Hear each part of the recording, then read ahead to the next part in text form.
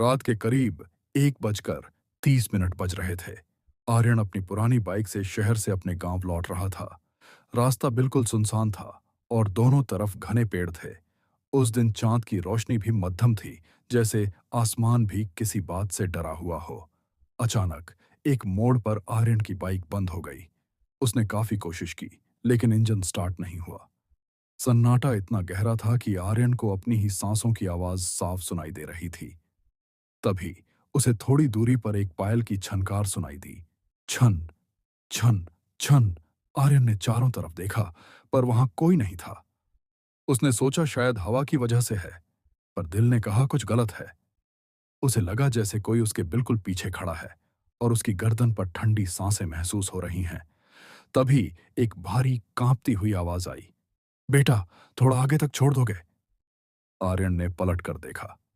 एक बूढ़ी औरत खड़ी थी, सफेद साड़ी में, पर उसका चेहरा उसके लंबे बालों से ढका हुआ था।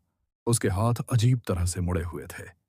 आर्यन का शरीर डर से ठंडा पड़ गया, लेकिन घबराहट में उसने बाइक का किक मारा और इस बार बाइक स्टार्ट हो गई।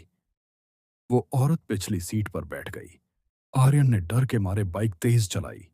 मिरर में देखते ही उसकी रूह कांप गई। मिरर में पिछली सीट खाली थी, लेकिन उसे सीट पर किसी का वजन महसूस हो रहा था। तभी बूढ़ी औरत उसके कान के पास फुसफुसाई, मैंने कहा था ना, पीछे मत देखना। आर्यन ने डरते डरते नीचे देखा। उस औरत के पैर उल्टे थे और उनसे खून टपक रहा था। जैसे ही उसने सामने देखा, वही औरत बीच सड़क पर खड़ी थी। उसका चेहरा अब बिल्कुल साफ था। उसकी आंखों की जगह सिर्फ अंधेरा था और वो जोर जोर से हंसने लगी। आर्यन ने आंखें बंद कर लीं और जोर से चिल्लाया। जब आंख खुली तो सुबह हो चुकी थी। वो उसी जगह पड़ा था जहां बाइक बंद हुई थी। लोग वहां जमा थे। उन्होंने बताया कि 20 साल पहले इसी मोड़ पर एक औरत का एक्सीडेंट हुआ था और तब से वो किसी सवारी का इंतजार करती है। आर्यन आज भी उस मोड़ से गुजरता है तो उसे पायल की छनकार सुनाई देती है, पर वो कभी पीछे नहीं देखता।